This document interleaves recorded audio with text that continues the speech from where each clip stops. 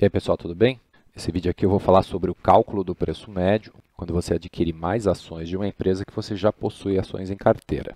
Isso vale também para mini contratos futuros e fundos imobiliários. Para quem já usa a planilha e já assistiu algum vídeo meu falando sobre preço médio, vai ver que a explicação é um pouco diferente do que eu falava anteriormente, porque tem uma situação específica que o método de cálculo explicado anteriormente não é válida. Então esse vídeo vem para corrigir essa explicação. Então eu vou começar falando sobre a explicação anterior, porque ela é importante para quem já usava a planilha. Então tenho aqui uma compra de Petro no dia 1º, e agora eu vou adicionar uma segunda compra de Petro. Então nesse caso eu adquiri ações de uma empresa que eu já tinha ações em carteira. Então tenho que calcular o preço médio dessas duas compras. E a explicação era muito simples. Soma o total das compras e divide pela soma das quantidades. Isso dá 28,34. Eu venho aqui em preço médio, 28,34 nessa linha, 28,34 nessa linha.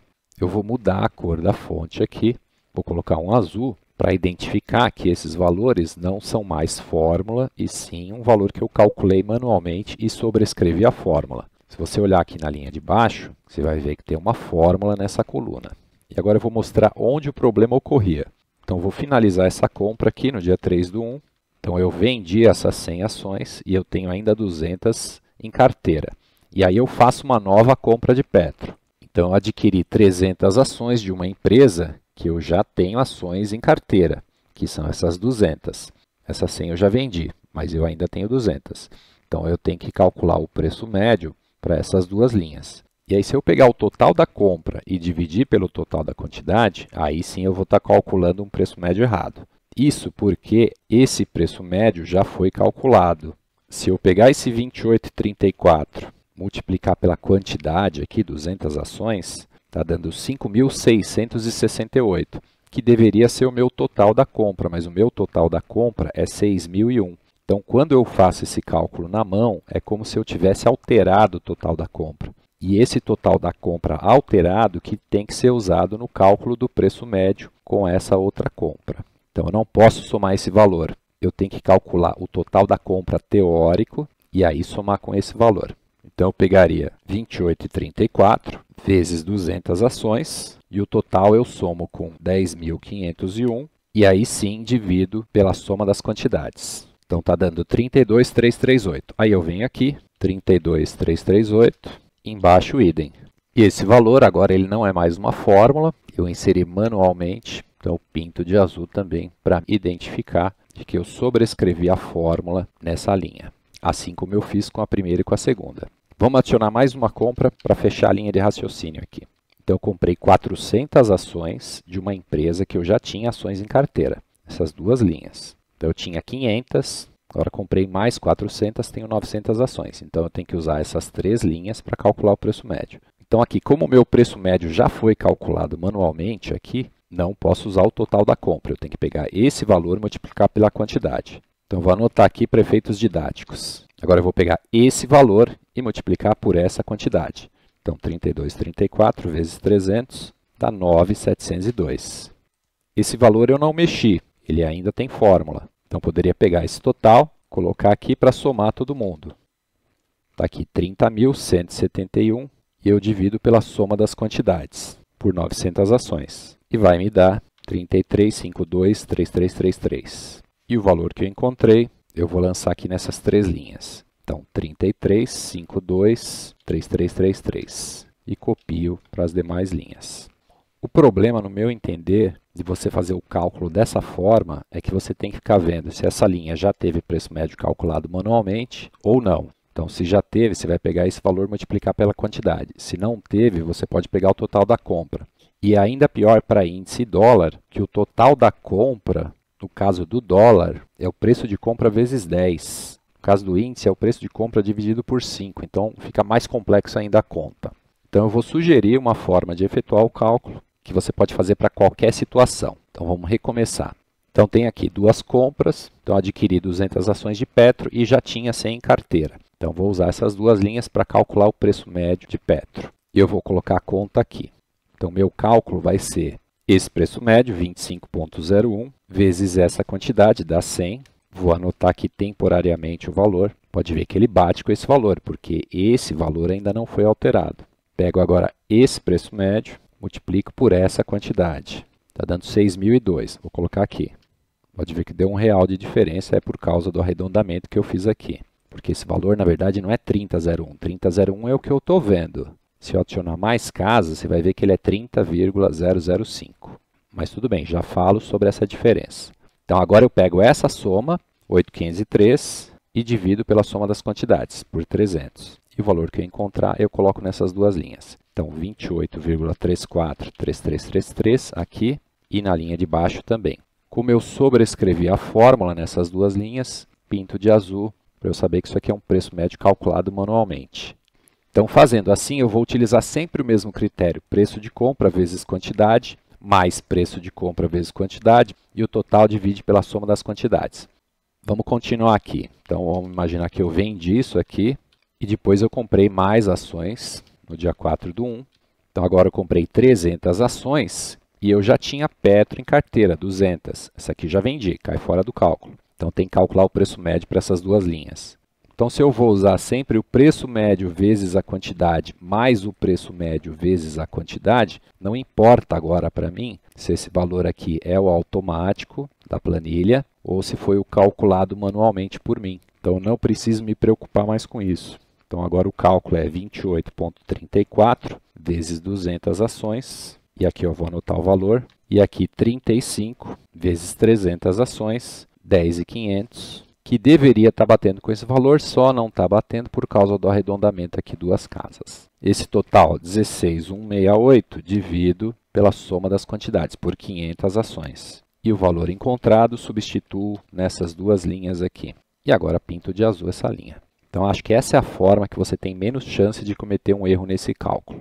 Agora eu vou voltar a esse último cálculo, porque eu quero comentar o seguinte, dependendo do seu nível de preciosismo, você pode fazer esse cálculo de três formas diferentes. Uma foi do jeito que eu fiz, pega esse valor 28,34 e aí vai dar aquela diferença de 1 centavo, R$1, sempre vai dar alguma diferença. Então essa é a forma que eu não uso. Eu não gosto que dê diferença nenhuma, nem de 1 centavo. A outra seria, por exemplo, você pegar esses valores e aumentar o número de casas decimais aqui. Colocar, por exemplo, 4 ou 6 casas. Em vez de usar 28,34, usar 28,3433. Aí você vai diminuir aquele erro.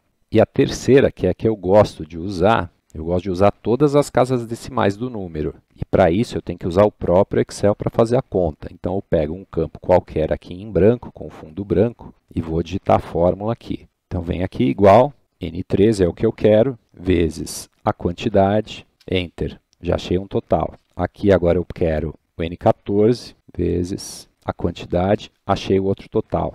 Aqui agora eu vou somar esse com esse, seria o total das duas compras. E aqui eu vou dividir esse valor pela soma das quantidades, que é 500, dividido por 500. Então, achei o valor aqui, 32,34. Na prática, eu não faço assim, eu faço uma fórmula só. Deu o mesmo valor, só que aqui está com várias casas decimais. Posso pegar esse valor, venho aqui, colo especial como valores e copio ele para baixo. E aí você pode apagar os valores aqui. E está feito o cálculo. Vou fazer a mesma coisa agora para o dólar e para o índice. E quem opera mini contratos no Swing Trade precisa ver, obviamente. E vocês vão ver como fica muito mais fácil no dólar e no índice eu pegar o preço médio e multiplicar pela quantidade para cada uma das linhas, do que usar o total da compra. Antes de ir para o dólar, deixa eu explicar rapidamente aqui a mudança na coloração na fonte do ativo. Então aqui eu só tenho uma operação de Petro, vou adicionar uma outra operação de Petro.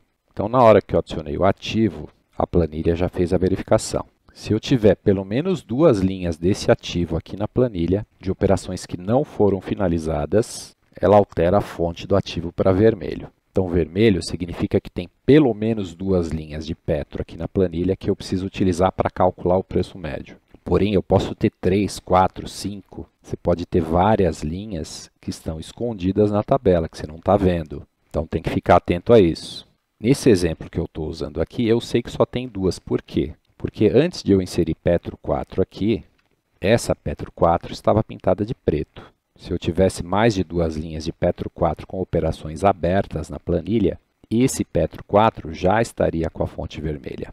E não é o caso. Como ele mudou só na hora que eu adicionei Petro 4, então eu sei que só tem duas linhas de Petro 4 na planilha aqui, para utilizar para o cálculo do preço médio. Isso vale para fundos imobiliários, ações também.